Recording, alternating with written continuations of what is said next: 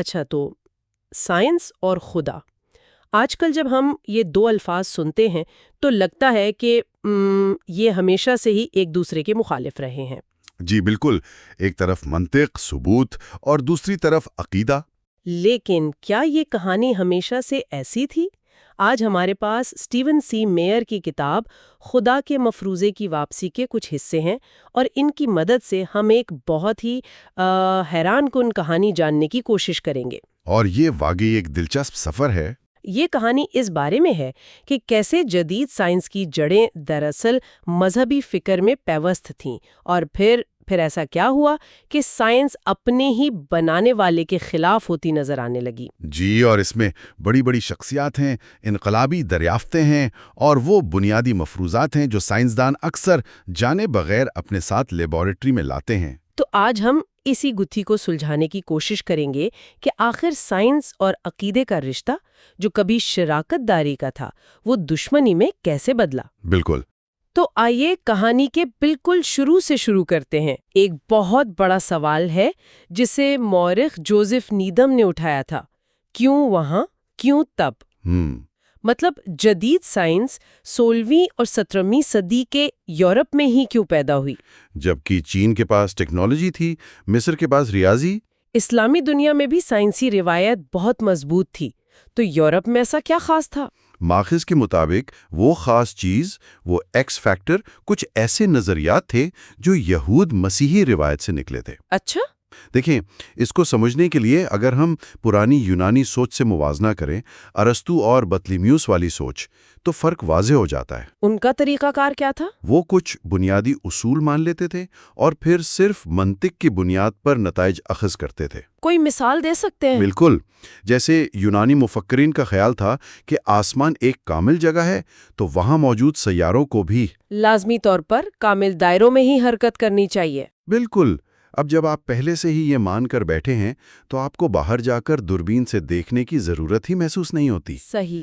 آپ کو لگتا ہے کہ آپ آرام کرسی پر بیٹھے بیٹھے ہی کائنات کے راز جان سکتے ہیں۔ جی ہاں۔ اور اسی سوچ نے اصل مشاہدے اور تجربات کا راستہ ایک طرح سے روک رکھا تھا۔ سمجھ گئی، یعنی آپ پہلے سے ہی جواب فرض کر لیتے ہیں۔ اور یہیں پر یہود مسیحی فکر نے ایک بالکل مختلف زاویہ پیش کیا۔ جی۔ ماخذ کے مطابق اس نے 3 بڑے انقلابی تصورات دیے۔ پہلا تھا فطرت کا ممکناتی ہونا، کنٹینجنسی۔ یہ کیا چیز ہے؟ دیکھیں، اس کا سادہ مطلب یہ ہے کہ خدا نے کائنات کو اپنی مرضی سے بنایا، اس پر کوئی منطقی مجبوری نہیں تھی کہ وہ اسے کسی ایک خاص طریقے سے ہی بنائے۔ اچھا، یعنی وہ سیاروں کو بیضوی مدار میں بھی چلا سکتا تھا اور تکون میں بھی؟ ہاں بالکل۔ جب سائنسدانوں نے یہ مان لیا تو ان پر یہ واضح ہو گیا کہ وہ صرف منطق سے کائنات کے اصول نہیں جان سکتے، انہیں باہر جا کر دیکھنا پڑے گا۔ یعنی انہیں خدا سے پوچھنا تھا کہ آپ نے کیا بنایا ہے، بجائے اس کے کہ وہ یہ سوچے کہ آپ کو کیسے بنانا چاہیے تھا۔ کیا بات ہے! مشہور سائنسدان رابرٹ بوائل نے بالکل یہی بات کہی تھی۔ واہ! اور اسی سے جڑا ہوا دوسرا بڑا تصور تھا فطرت کا قابل فہم ہونا، یعنی انٹیلیجبلٹی۔ یہ عقیدہ کہ کائنات کو ایک عقل مند اور منطقی ذہن میں بنایا ہے، اور چونکہ انسان بھی اسی کی شبیہ پر بنا ہے، تو ہمارے ذہن میں بھی وہ صلاحیت ہے کہ ہم فطرت کے ان رازوں کو سمجھ سکیں۔ یہ تو بہت طاقتور سوچ ہے نا؟ یعنی کائنات ایک معمہ تو ہے، لیکن ایسا معمہ جسے حل کیا جا سکتا ہے۔ جی ہاں، جوہانس کیپلر نے تو یہاں تک کہہ دیا تھا کہ سائنس کی مشق کرتے ہوئے ہم خدا کے خیالات میں شریک ہو سکتے ہیں۔ لیکن یہاں ایک مسئلہ ہو سکتا تھا، اگر انسان خود کو اتنا قابل سمجھنے لگے تو وہ غلطی بھی تو کر سکتا ہے۔ بہت اہم نکتہ ہے، اور یہیں تیسرا تصور سامنے آتا ہے، انسانی عقل کی خطا پذیری یا فالیبلٹی۔ اچھا۔ سینٹ آگسٹین جیسے مفکرین نے یہ نظریہ پیش کیا کہ انسان خدا کی شبیہ پر تو بنا ہے اور سمجھنے کی صلاحیت رکھتا ہے، لیکن وہ موروثی گناہ کی وجہ سے غلطیوں کا شکار بھی ہے۔ تو اس نے ایک توازن پیدا کر دیا۔ بالکل، ایک بہت خوبصورت توازن۔ یعنی ہم کائنات کو سمجھ تو سکتے ہیں، لیکن ہمیں اپنی عقل پر اندھا بھروسہ نہیں کرنا چاہیے۔ جی، ہمیں اپنے نظریات کو بار بار پرکھنا ہوگا، اور اسی سوچ نے منظم مشاہدے اور تجربات کی بنیاد رکھی۔ یہ بہت دلچسپ بات ہے کہ یہ تینوں نظریات صرف فلسفہ نہیں تھے، بلکہ یہ سائنسدانوں کے لیے ایک طرح کا ٹول کٹ بن گئے۔ جی ہاں۔ ماخذ بتاتا ہے کہ اس سوچ نے خود کو 3 بڑی مثالوں یا استعاروں میں ظاہر کیا: فطرت بطور کتاب، فطرت بطور گھڑی اور فطرت بطور قانون کی پابند سلطنت۔ جی، آئیے سب سے پہلے کتاب فطرت کی بات کرتے ہیں۔ یہ خیال بہت پرانا تھا، لیکن سائنسی انقلاب کے دوران اسے نئی زندگی ملی۔ سائنسدان فطرت کو خدا کی ایک دوسری وحی کے طور پر دیکھنے لگے۔ مقدس صحیفے کے ساتھ ساتھ؟ جی، گویا خدا نے دو کتابیں لکھی ہیں، ایک کتاب وحی اور دوسری کتاب فطرت۔ اس سوچ نے سائنس کو ایک مقدس مشن بنا دیا۔ واہ، یعنی یہ صرف علم حاصل کرنا نہیں تھا بلکہ ایک طرح کی عبادت تھی۔ بالکل۔ 17ویں صدی کے عظیم ماہر حیاتیات جان رے نے اپنی مشہور کتاب کا عنوان ہی خدا کی حکمت جو تخلیق کے کاموں سے ظاہر ہوتی ہے رکھا تھا۔ عنوان سے ہی سب کچھ واضح ہے۔ جی، اور دوسرا استعارہ گھڑی کی مانند فطرت، یہ تو بہت مشہور ہے۔ ہاں، یہ خاص طور پر رابرٹ بوائل سے وابستہ ہے، اور یہ ہمارے پہلے ذکر کردہ دو تصورات کی بہترین مثال ہے۔ ممکناتی ہونا اور قابل فہم ہونا۔ بالکل۔ ایک گھڑی ممکناتی ہے، اسے بنانے کے سینکڑوں طریقے ہو سکتے ہیں، اور یہ قابل فہم بھی ہے، آپ اسے کھول کر سمجھ سکتے ہیں کہ یہ کیسے کام کرتی ہے۔ تو اس استعارے نے سائنسدانوں کی سوچ کو کیسے بدلا؟ اس نے میکینیکل فلسفی کو جنم دیا۔ سائنسدانوں نے ارسطو کے مبہم تصورات کو رد کرنا شروع کر دیا۔ اچھا، جیسے وہ کہتے تھے کہ افیون اس لیے سلاتی ہے کیونکہ اس میں ایک خواب آور خصلت ہوتی ہے۔ بالکل وہی۔ یہ کوئی وضاحت تو نہیں ہے۔ میکینیکل فلسفی نے کہا کہ نہیں، ہمیں اس کا ٹھوس میکانزم تلاش کرنا ہے۔ لیکن بوائل اور اس کے ساتھیوں کے لیے گھڑی کا ڈیزائن خود اس بات کا ثبوت تھا کہ اسے کسی ذہین گھڑی ساز نے بنایا ہے۔ اصل میں بوائل نے ولیم پیلی کی مشہور گھڑی ساز کی مثال سے بھی 1 صدی پہلے ذہین ڈیزائن کے دلائل پیش کیے تھے۔ اچھا، اور تیسرا استعارہ فطرت کے قوانین۔ آج ہم یہ اصطلاح بہت عام طور پر استعمال کرتے ہیں، لیکن اس کا بھی ایک خاص پس منظر ہے۔ جی بالکل۔ آج جب ہم فطرت کے قوانین کہتے ہیں تو ہمارا مطلب ہوتا ہے فطرت کا معمول کا رویہ، لیکن نیوٹن، بوائل اور ڈیکارٹ جیسے مفکرین کے لیے قوانین کا مطلب تھا ایک قانون ساز کا ہونا۔ اچھا، ان کے نزدیک یہ قوانین فطرت میں خود سے موجود نہیں تھے، بلکہ ایک الہی قانون ساز نے انہیں کائنات پر نافذ کیا تھا۔ اور اس فرق سے کیا اثر پڑا؟ بہت گہرا اثر پڑا۔ اگر قوانین ایک بیرونی ذہانت کی طرف سے نافذ کیے گئے ہیں تو آپ انہیں صرف منطق سے اخذ نہیں کر سکتے، آپ کو انہیں تجربات کے ذریعے دریافت کرنا ہوگا۔ اور پھر ریاضی کی زبان میں بیان کرنا ہوگا۔ بالکل، جو اس قانون ساز کی زبان ہے۔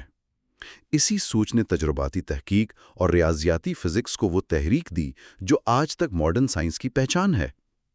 تو ایک طرف نیوٹن جیسا شخص تھا جو کائنات کو خدا کی لکھی ہوئی کتاب سمجھتا تھا، اور دوسری طرف آج رچرڈ ڈاکنز جیسے لوگ ہیں۔ ہم یہاں سے وہاں تک کیسے پہنچے؟ یہ اتنا بڑا یو ٹرن کیسے آیا؟ یہ تبدیلی راتوں رات نہیں آئی۔ ماخذ اس کا آغاز روشن خیالی یعنی انلائٹمنٹ کے دور سے کرتا ہے۔ فلسفے سے؟ جی، فلسفے کی دنیا میں ایک بڑی تبدیلی آئی۔ ڈیوڈ ہیوم جیسے فلسفیوں نے کھلے عام معجزات کا مذاق اڑایا۔ اس نے کہا کہ فطرت کے قوانین ناقابل تغیر ہیں۔ اور اس نے ڈیزائن کی دلیل پر بھی تنقید کی تھی، ہے نا؟ جی، اس نے کہا کہ کائنات کو ایک گھڑی سے تشبیہ دینا ایک بہت کمزور دلیل ہے۔ پھر ایمانوئل کانٹ نے کہا کہ انسانی عقل اتنی محدود ہے کہ وہ یہ فیصلہ ہی نہیں کر سکتی کہ کائنات کی ابتدا ہوئی تھی یا وہ ہمیشہ سے ہے۔ تو یہ فلسفیانہ شکوک و شبہات کا بیج تھا جو بویا جا رہا تھا۔ بالکل۔ اور پھر سائنس کی دنیا سے کچھ ایسی دریافتیں سامنے آئیں جنہوں نے اس آگ پر تیل کا کام کیا۔ اچھا، اب مادیت پرستی کو سائنس کا سہارا ملنا شروع ہو گیا۔ فلکیات میں مادیت پرستوں نے نیوٹن کے لامحدود کائنات کے ماڈل کو ہاتھوں ہاتھ لیا کہ اگر کائنات ہمیشہ سے موجود ہے تو اسے بنانے والے کی کیا ضرورت ہے؟ بالکل۔ پھر لاپلاس نے نیوبلر مفروضہ پیش کیا کہ شمسی نظام خود بخود بن سکتا ہے۔ اور اسی سے متعلق اس کا وہ مشہور قصہ بھی ہے جب نپولین نے اس سے پوچھا کہ اس کے ماڈل میں خدا کا کیا کردار ہے۔ جی، اور لاپلاس نے جواب دیا، جناب مجھے اس مفروضے کی کوئی ضرورت نہیں تھی۔ یہ ایک بہت بڑی علامتی تبدیلی تھی۔ جی ہاں، لیکن اصل اور سب سے بڑا دھچکا حیاتیات کی طرف سے آیا۔ Charles Darwin. بلا شبہ ڈارون کے نظریہ قدرتی انتخاب نے زندگی میں نظر آنے والے پیچیدہ ڈیزائن کی وضاحت ایک غیر ذہین قدرتی عمل کے ذریعے کر دی۔ مطلب اب پرندے کے پر کو دیکھ کر کسی ڈیزائنر کو ماننا ضروری نہیں رہا؟ جی، قدرتی انتخاب کام خود کر سکتا تھا، جیسا کہ ماہر حیاتیات فرانسسکو ایلا نے کہا، یہ بغیر ڈیزائنر کے ڈیزائن تھا۔ اس ایک نظریے نے تو ذہین ڈیزائن کی دلیل کی بنیاد ہی ہلا دی۔ بالکل۔ تو صرف نظریات ہی نہیں بدلے، بلکہ سائنس کرنے کا طریقہ کار بھی بدل گیا۔ منہجی فطرت پرستی کا اصول غالب آ گیا۔ یہ کیا ہے؟ یہ ایک اصول ہے کہ سائنس میں آپ صرف قدرتی اسباب اور وضاحتوں کو ہی زیر غور لا سکتے ہیں، مافوق الفطرت یا ذہین اسباب کی اجازت نہیں ہے۔ اچھا۔ ڈارون نے خود یہ دلیل دی کہ تخلیق کے منصوبے کا حوالہ دینا سائنسی وضاحت نہیں ہے۔ تو وقت کے ساتھ ساتھ یہ سائنس کی تعریف کا حصہ بن گیا۔ جی، اب اگر کوئی ذہین ڈیزائن کی بات کرتا تو اسے کہا جاتا کہ یہ سائنسی نہیں ہے۔ تو یہ صرف سائنس نہیں تھی، بلکہ پوری سوچ بدل رہی تھی۔ ڈارون کے بعد مارکس اور فرائیڈ۔ بالکل، یہ ایک مکمل ورلڈ ویو بن گیا۔ مارکس نے تاریخ اور معاشرے کی مادی تشریح کی، فرائیڈ نے ہمارے ذہن کی۔ اچانک ہر بڑے سوال کا جواب بغیر خدا کے ملتا ہوا نظر آنے لگا۔ جی، ہم کہاں سے آئے؟ ڈارون نے بتایا۔ ہم کہاں جا رہے ہیں؟ مارکس نے بتایا۔ ہماری انسانی فطرت کیا ہے؟ فرائیڈ نے بتایا۔ 20ویں صدی کے آغاز تک خدا کا مفروضہ ایک فرسودہ خیال سمجھا جانے لگا تھا۔ تو 20ویں صدی کے اوائل تک سائنس کی دنیا میں یہ بات تقریباً طے ہو چکی تھی کہ کائنات ابدی ہے، لامحدود ہے۔